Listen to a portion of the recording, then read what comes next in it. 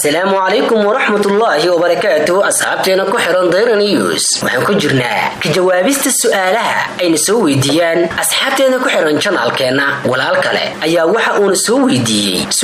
su'aashaas oo ah walaal inkastoo aan shirkeeda nabcahay haddana waxaan maqlay in lagu qooqo saliida qumbaha marka saliidaas qof doob ah oo aan xaas qabin ma isticmaali karayaa haddaba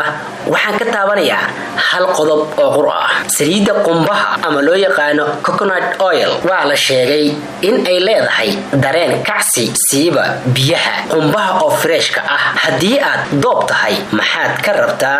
inaad dareenkaaga kiciso haddaad kacsato dhibaato inay kuu keento ayaa laga yaabaa saliida oo aad xumaan ku dhacdo marka aad doob tahay waxaa lagaa rabaa inaad iska ilaaliso wixii dareenkaaga kicinaya waad ku mahadsan tahay walaal waan idinkaga mahad celinaynaa asxaabteena ku xiran Dayra News su'aalihiina quruxda badan iyo jawaabaha aan idinka siinayba waan idinkaga mahad celinaynaa malaayiin jeer iyo kumanaan jeer ku xirnaanta channelkeena iyo la socodka muuqaaladeena wixii su'aal ah ee aad qabtaan waad idin soo weydiin kartaan insha Allah inagana waan idinkaga jawaabi doonaa hadduu Allah